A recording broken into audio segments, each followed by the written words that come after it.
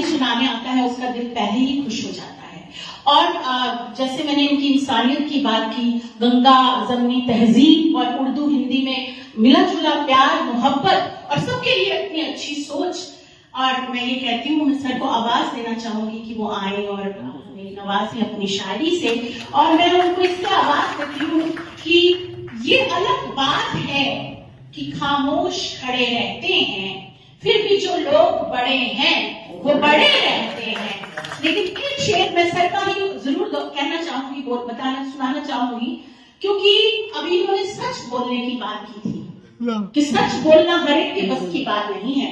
तो हाँ, हमारे इज्जतमाब आदरणीय रियाज सागर साहब उसको कैसे कहते हैं कि मार डाले न कहीं तल्ख नवाई हमको, मार डाले न कहीं तल्ख नवाई हमको, हमने सच बोलते रहने की कसम खाई है।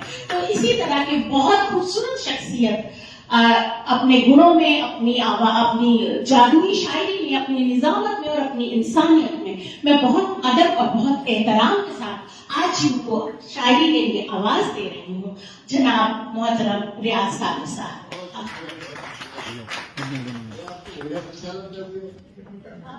आज का संचालन सपना जी से कराना चाहिए ना। देखो जगह को आफ्ताब बना दिया इन्होंने। बहुत बहुत शुक्रिया दोस्तों आपकी मोहब्बत का। अब ये शाहजहां भाई तो कभी पढ़वाते नहीं मुझे, तो जल्दी में बुलावे निजामत करा के भगाते हैं। यार तुमने निजामत कर ली, बहुत बोली, अब क्या शायरी होती साहब को मैंने इसलिए रोका कि पहले मैं पढ़ लूँ, फखरी साहब को पढ़ो, देर से आए ना ये। तो मैं बहुत अच्छा तारुफ करा, मोहतरमा ने बहुत खूबसूरत मुशायरा आप लोगों ने बना दिया है। और जैसा मैंने पहले कहा था कि 20-20 हजार के मजमे में भी मुशायरा इतना कामयाब नहीं, इसलिए नहीं होता कि वहां तमाशबीन शुरू होते हैं, बिहार शायरी के सुधी शुरू होता है। सामयिक इतने अच्छे अदब नवाज है कि एक एक शायरी को भरपूर साथ दे रहे हैं और मुशायरे का एक मकाल बदल हो रहा है। मैं पंडित जी से कह रहा था कि काश स्वाद को दावरनामा आप और दे देते तो मेरठ का ऐतिहासिक प्रोग्राम होता। सबसे पहले 4 मिसरों से अपना तारुफ शुरू करता हूँ। आज स्वरूप साहब की बावकार सदारत में बहुत दिनों बाद मुझे पढ़ने का मौका मिला। 27 साल पहले ये हमारे जिले में बिजली विभाग के सबसे बड़े ऑफिसर का अधीक्षण अभियंता थे, आप एससी थे। और खास बात मैं आपको बताऊं कि इनकी अदब नवाजी, सुखद फहमी, ईमानदारी और नेक नामी की खुशबू आज भी मुजफ्फरनगर की फजाओं में महसूस की जा सकती है। उस वक्त भी उन्होंने बहुत बड़े बड़े प्रोग्राम किए थे।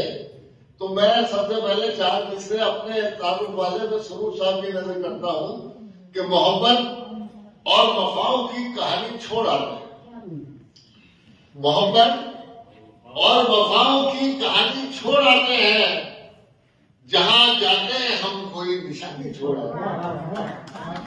मोहब्बत और वफाओं की कहानी छोड़ आते हैं, जहां जाते हैं हम कोई निशानी छोड़ आते हैं। ये स्वरूप साहब के लिए क्या, तो मैं अपने लिए नहीं कहता। और हमें कुदरत ने बख्शी है कुछ ऐसी शान खुददारी, जरा सी बात पर हम राजधानी छोड़ा। मोहब्बत और वफाओं की कहानी छोड़ आते हैं, जहां जाते हैं हम कोई निशानी छोड़ आते हैं।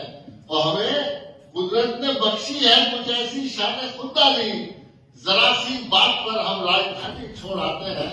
और 4 दिन से और मुलायजा कर रहे हैं कि अब देखो निजामत करते करते अपनी शायरी को भूल जाता हूँ। हमारे दम से है रोशन, डॉक्टर मुकर्रम बंदा साहब सुनिए, ये 4 मिसरे आपकी नजर करता हूँ मैं। आपके सैकड़ों शागिर्द है माशाल्लाह, और बहुत सारे शागिर्द इनके जो है पूरी दुनिया में इनका नाम रोशन कर रहे हैं। इंटरनेशनल मुशायरे में एक बार 2-4 सालों से इनका भी सम्मान मेरे के उत्पाद शायर है कि हमारे दम से है रोशन, चरागे इल्म फन या, ये डॉक्टर मुकर्रम बंदा साहब। हमारे दम से है रोशन, चरागे इल्म फन यारो, कभी तहजीब के दामन को हम मैला नहीं करेंगे। हमारे दम से है रोशन, चरागे इल्म फन यारो, कभी तहजीब के दामन को हम मैला नहीं करते। और कलंदर की तरह हम मस्त रहते हैं फकीरी में, किसी जरदार की चौखट पे हम सजदा नहीं। ऐसे नहीं बताया, ऐसे सुनोगे तो मैं नहीं सुनूंगा। एक बार जोरदार ताली बजाइए डॉक्टर तुम्हारे बच्चा के लिए। मैंने उनसे नजरिए शेयर किया और ये जान इसने मेरठ की क्रांति के शहीदों के नाम कि इस तरह मां के दूध की कीमत चुकाई है। क्रांति धरा में प्रोग्राम हो रहा है तो शहीदों को भी याद कर लें, उनको खराज अकीदत पेश करें कि इस तरह मां के दूध की कीमत चुकाई है, हमने कभी तिरंगे को झुकने नहीं दिया। इस तरह मां के दूध की कीमत चुकाई है, हमने कभी तिरंगे को झुकने नहीं दिया। तो खुद तो वतन की आग में हम मिट गए मगर सिंदूर इसकी मांग का मिटने नहीं दिया। इस तरह मां के दूध की कीमत चुकाई है, हमने कभी तिरंगे को झुकने नहीं दिया। तो खुद तो वतन की आग में हम मिट गए मगर सिंदूर इसकी मांग का हम मिटने नहीं दिया। और देखिए आज जो मुल्क का माहौल चल रहा है उसमें मेरा भी एक दर्द शामिल कर लीजिए कि मेरी वफाओं का शुरू था। सुनिए, मेरी वफाओं का मुझसे सबूत मत मांगो, मेरी वफाओं का मुझसे सबूत मत मांगो। वतन से प्यार का जज्बा तो मेरे दिल में है, मेरी वफाओं का मुझसे सबूत मत मांगो, मेरी वफाओं का मुझसे सबूत मत मांगो। वतन से प्यार का जज्बा तो मेरे दिल में है और अटूट रिश्ता है मेरा वतन की मिट्टी से, मेरे बुजुर्गों की खुशबू इसी जमीन में। अटूट रिश्ता है मेरा वतन की मिट्टी से, मेरी वफाओं का मुझसे सबूत मत मांगो। वतन से प्यार का जज्बा तो मेरे दिल में है और अटूट रिश्ता है मेरा वतन की मिट्टी से, मेरे बुजुर्गों की खुशबू इसी जमीन में है। और एक पतला दो शेर सुना के फिर एक नज्म सुनाऊंगा। मुझे एक नज्म याद दिलाई शाहजहां सहनी साहब ने, नज्म 33 साल पुरानी है। उस वक्त स्वरूप साहब हमारे यहाँ के बहुत सुनते थे इस नज्म को और मैंने गवर्नर हाउस में भी इस नज्म को पढ़ा था। और खास बात यह है कि 33 साल में एक लफ्ज मैंने उस नज्म का नहीं बदला। पहले एक पतला दो शेर सुनिए कि काश कोई ऐसा मुहूर्त निकाल काश कोई ऐसा मुहूर्त निकाल दे। शाहजहां में सुनिए, काश कोई ऐसा मुहूर्त निकाल दे वो अपने दिल से सारी कदूरत, काश कोई ऐसा मुहूर्त निकाल दे वो अपने दिल से सारी कदूरत निकाल दे। और ये शेर इस प्रोग्राम का एक मकसद की उसको जवाब देने की कोशिश की है कि नफरत का खेल तुझको मिटा देगा एक दिन। फकरी भाई सुनिए, नफरत का खेल तुझको मिटा देगा एक दिन, नफरत का खेल तुझको मिटा देगा एक दिन। बेहतर है जहन से ये शरारत, नफरत का खेल तुझको मिटा देगा एक दिन, बेहतर है जहन से ये शरारत निकाल दे। और ये शेर मुझे बहुत पसंद है। आज जब पूरी दुनिया में ये शेर लोगों के दिलों में लिखा जा चुका है कि किरदार के बगैर अधूरी है जिंदगी। बहुत अच्छा, किरदार के बगैर अधूरी है जिंदगी, किरदार के बगैर अधूरी है जिंदगी, जैसे किसी मकान से कोई छत निकाल। किरदार के बगैर अधूरी है जिंदगी, जैसे किसी मकान से कोई छत निकाल दे। और डॉक्टर अमर पंकज साहब और ये हमारे आर्टिस्ट साहब ने भी अच्छे आर्टिस्ट साहब ने बहुत अच्छे शेर सुनाए। और स्वरूप साहब भी उर्दू से प्यार करते हैं, गैर साहब भी उर्दू में शायरी करते हैं। लेकिन मैं आपको एक चीज बताऊं कि हम उर्दू वाले भी हिंदी से बहुत प्यार करते हैं। उर्दू हमारी मातृ जबान है तो हिंदी हमारी राजभाषा है, हमारी राष्ट्रभाषा है। हमारे घर घर में हिंदी लिखी पढ़ी और बोली जाती है। मेरी ये नज्म 33 साल पुरानी है। उन लोगों के मुंह पर तमाचा है जो हिंदी और उर्दू के नाम पर दिलों में तफरीक पैदा करते हैं, समाज में नफरत पैदा करते हैं। आज जिस माहौल में हम रह रहे हैं 33 साल पहले इससे भी बुरे हालात थे या शायद आज इससे बुरे हालात हैं। लेकिन इस नज्म में मैंने कोई तब्दीली नहीं की। हर मिसरे में स्वरूप साहब हिंदी, आपको तो मालूम आपने सुनी कई बार, हिंदी और उर्दू दोनों जो है सगी बहने हाथों में हाथ डालकर साथ साथ चलेंगे। ना हिंदी वालों को इंटरनेट का एहसास होगा ना उर्दू वालों को। नज्म का उन्वान है हिंदुस्तान हमारा। आइए आज के इस प्रोग्राम में हम चिंतन करें कि वो हिंदुस्तान जिसे अल्लामा इकबाल ने सारे जहां से अच्छा कहा था, हमने हमारे राजनेताओं ने अपनी खुदगर्जियों के लिए उस हिंदुस्तान को क्या से क्या बना दिया। मैं समझता हूँ कि मैंने अपनी शायरी पूरी कर ली, लेकिन डर मुझे स्वरूप साहब को देख के याद आई थी। अगर आप चाहें तो मैं सुनाऊं, अगर सुनना चाहते हो तो जोरदार तालियों से सुनिएगा। 5 मिनट की नजर इसी मोहब्बत के साथ सुनिए कि ये सूफियों का मस्कन, संतों की जन्मभूमि। समझ जी, ये सूफियों का मस्कन, संतों की जन्मभूमि, गौतम कृष्ण नानक चिश्ती की कर्मभूमि।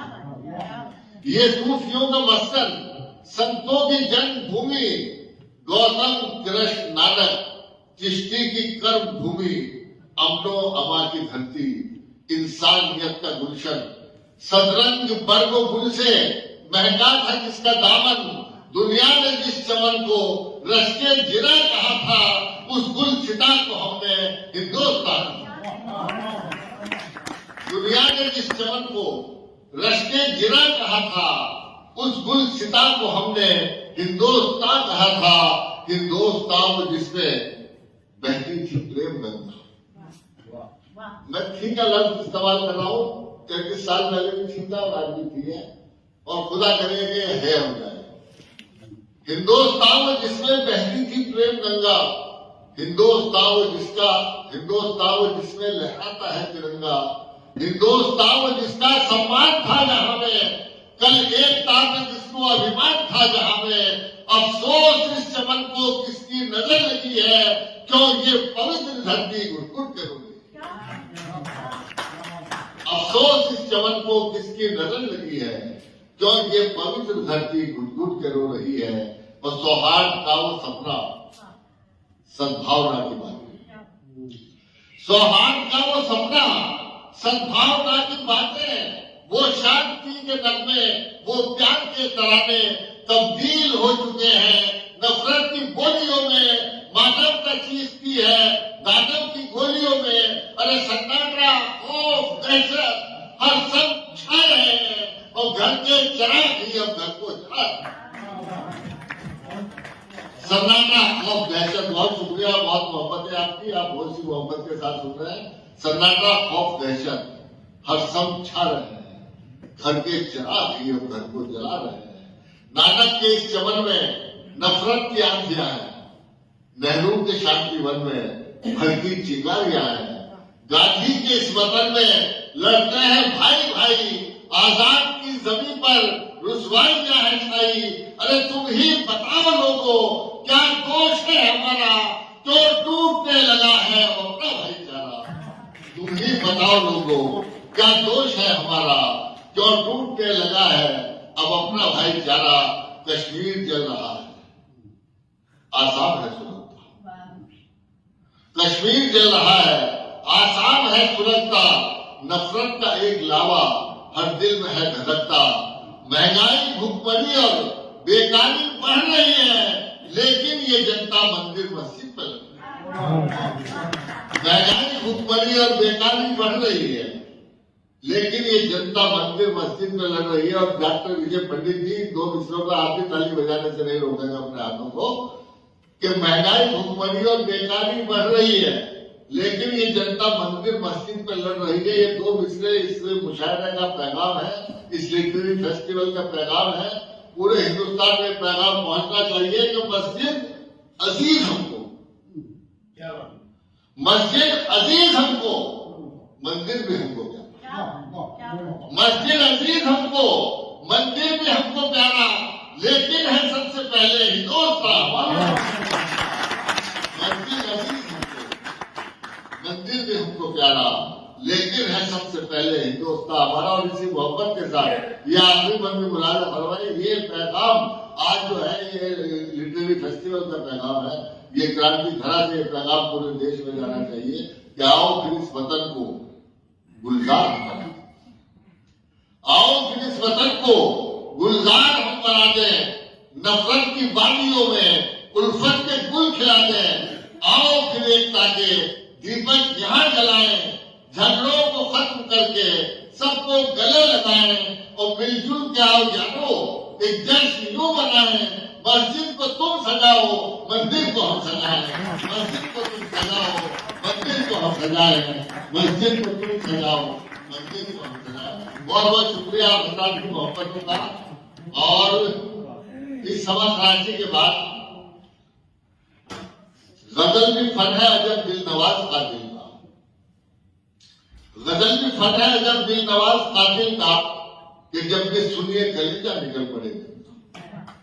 प्रोफेसर आल अहमद सुरूर ने ऐसा कहा था कि गजल में जात भी है और कायनात भी है, तुम्हारी बात भी है और हमारी बात। गजल उर्दू शायरी की आबरू और उसकी रूह है। लेकिन आज आप लोग देख रहे हो कि हिंदी वालों ने किसी खूबसूरत गजल सुनाई,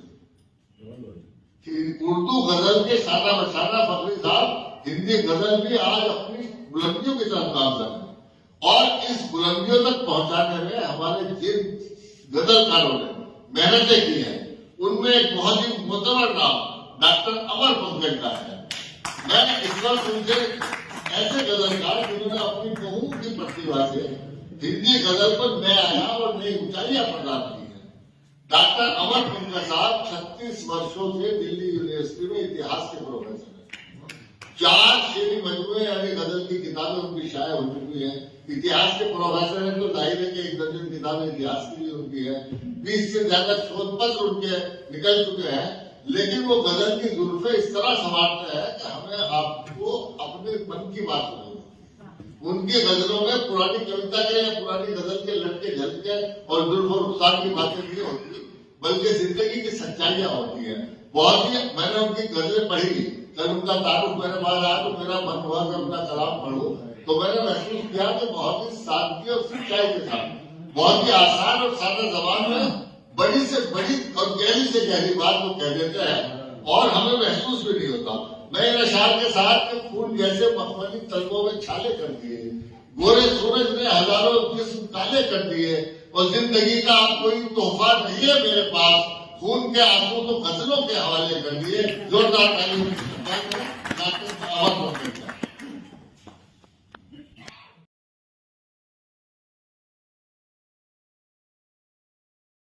Audio Jungle.